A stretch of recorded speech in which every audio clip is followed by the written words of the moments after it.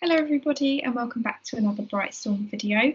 I'm excited to share this chapter because it is very exciting, and unfortunately after this chapter there's only one more left. I'm really sad to finish this book because I've enjoyed it so much and I hope you have too. But let's continue and I hope you enjoy. The day they arrived back in Lontown and set down at number 4 Archangel Street, the crowds built quickly. The crew spent some time securing the Aurora in place, as many of the mechanisms that had transformed the Aurora had been destroyed in the crash, so she looked more like a ship nestled between houses than a house. Harriet explained to the questioning crowd that they were tired from their journey and would make a statement about their expedition in the following days. The crew busied about manually adjusting great panels, cogs whirring and clunking until an almost house shape was restored. Then the twins said a sad goodbye to the rest of the crew, who returned to their families in Lontown, and Harriet closed the shutters to the people outside. Later, when Harriet, Felicity, Maudie and Arthur were in the galley having tea, Welby brought in some copies of the Lontown Chronicle that had been issued that morning. Eudora Vane, victorious, the headline glowed. Her perfect smile beamed from the page. Arthur read on. Eudora Vane returned after successfully completing the challenge to be the first human to reach South Polaris. The rival explorers, led by young Harriet Culpeper, are believed to have perished as their ship crashed in the third continent. The Victorious saw the remains of a crash and many paw prints, so it is assumed that the crew has sadly met the same fate as the Violettas. The winnings will be awarded at a special ceremony at the Geographical Society this evening at the chime of 8. He threw the paper down. It makes me sick to think she's got away with it. Well, they'll soon have to retract the report on the fate of the Aurora, seeing as we're back safely, not a crew member lost, said Maudie proudly. Eudora must have heard about our return by now. I wonder what she's thinking. Probably trying to come up with a way to discredit us, said Harriet. I think we should still tell the police, the Geographic Society, somebody, Arthur cried, angrily kicking at a footstool. Harriet frowned and shook her head. I know how you feel, Arthur. Believe me, I do. But we need evidence in order to make accusations like that. Eudora is very powerful, so calling her a murderer without proof would only backfire. She's dangerous. That much is abundantly clear. Abundantly. And I don't think there's any way to prevent her from claiming the prize. It's far from ideal, but we may at least be able to sell the photographs we took with your father's camera. Show the one of the Violetta fuel reserves to the Geographical Society and at least clear his name for breaking the code. Arthur took the camera from his bag and passed it to Harriet. Later that day, Arthur dozed in his bunk, listening to the noises of Lontown, chattering voices in the street, the distant rumble of skyships, and the frequent chimes of the watchtowers. Part of him was pleased to be back, but part craved the absolute silence of the far south. Harriet and Maudie burst into the room. They both grinned widely. What the clinking cogs has gotten into you two? He said, sitting up. Maudie pulled him out of bed. You need to see this. Photographs were spread on the galley table. I developed the film. There was some that your dad took. This was the last one. There was Ernest Brightstorm, looking pale and thin, but holding up his wayfinder and timepiece, the sun and moon behind him. Does that say 90 degrees south? Arthur said. He couldn't believe what he was seeing. The picture in front of them was Ernest Brightstorm at South Polaris just over a year ago.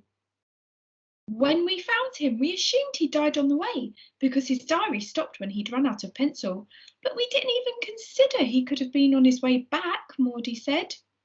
Arthur could barely breathe. He made it! He was the first person to reach South Polaris. The chimes of the Lontown Chronicle Tower began striking 8. He looked at Harriet with panic. How far is it to the Geographical Society? It's not far, but we'll have to run. In moments, they were dashing through the streets towards the great domed building. They pushed past security, with Felicity waving her spoon threateningly at the guards. Harriet led the way through the grand hallways until they faced the huge double doors. Arthur and Maudie pushed one each and burst into the auditorium.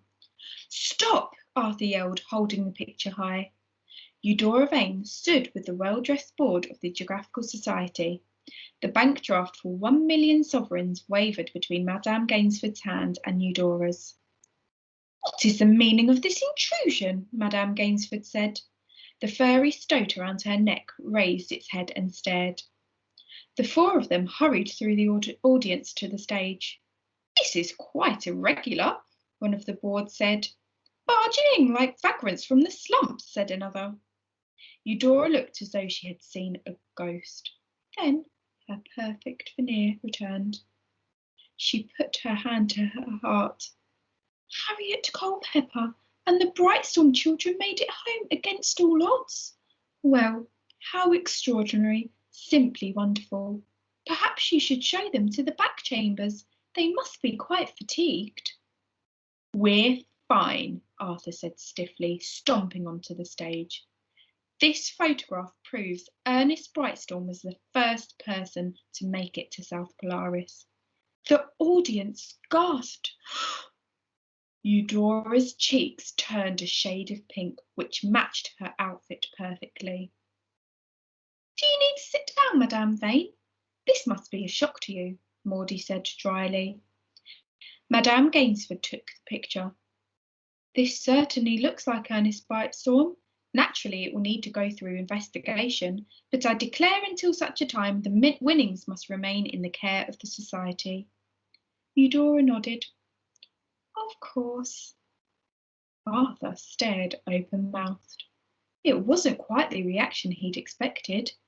He'd imagined Eudora furious, screaming, indignantly protesting. But certainly not this. We will need to speak to you, of course, Miss Culpepper, and the Brightstorm twins, but this does appear to have turned these proceedings on their head somewhat. Eudora smiled sweetly. I will retire and await news. The four of them watched her leave the auditorium. Felicity hugged Harriet and Maudie hugged Arthur. The Geographical Society board said they would be in touch soon. Outside, Harriet and Felicity walked in front chatting happily, and Arthur and Maudie lingered behind, feeling content, but confused by Eudora's submissive reaction. As they passed through an alley, a figure suddenly appeared, blocking their path. It was Smethwick. The twins turned to retreat, only to find Eudora standing behind them, smiling sweetly. Hello, children, she said. Arthur glanced at Maudie, trying to catch her eye. Should they scream? Try to fight? Eudora slowly turned her sleeve up to show her explorer tattoo. There are traits of explorer families which cannot be denied. They run thick through your veins. Such things are not an option. Maybe I was wrong about you. Perhaps there's more of the Vane family in you than I could have ever considered. She looked them up and down. We're nothing like you, Maudie said. Eudora smiled. You're so loyal, Maudie. You could have become a great engineer and been spared this messy business if not for your brother. But you knew Arthur would stop at nothing until he had the answers, and you had to make sure he stayed alive. You show great potential. Arthur's stomach clenched. Eudora Vane had a skill for reading deep inside of people. It made him feel vulnerable. She turned to him. Miptera was back in the brooch position on Eudora's jacket. She scuttled to Eudora's shoulder and unfurled her wings.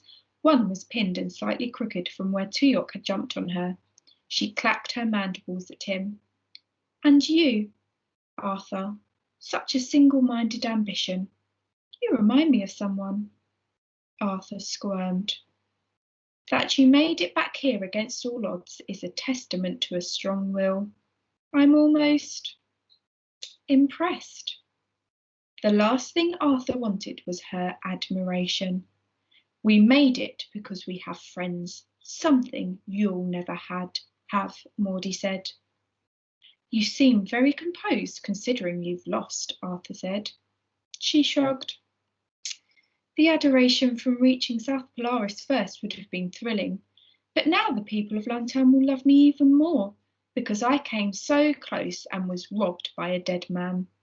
I'm sure Lontown Chronicle can put quite a spin on it. There are plenty of other conquests in this world to take on, and Lontown will be rooting for me. She reduced her voice to a whisper. And you forget, I already took my prize. Killing our dad and his crew was not a prize, Arthur said. Eudora smiled. I'll be watching you, twins. Perhaps I'll call this a draw in the battle. She leant in. But I never lose a war. Although it made him sick to look at her, he matched her stare. There's always a first time, Aunt. Then Eudora smiled sweetly, turned and left. Oh my goodness, what an exciting chapter. Can you believe Ernest Brightstorm was actually the first to reach South Polaris? Oh, but I don't like how Eudora Vane is acting. She's definitely up to something more. Only one more chapter to go now, which Miss Fingo will be reading very soon. So I hope you enjoyed this book as much as I did, and I can't wait to move on to our next book. I'll see you next time. Bye.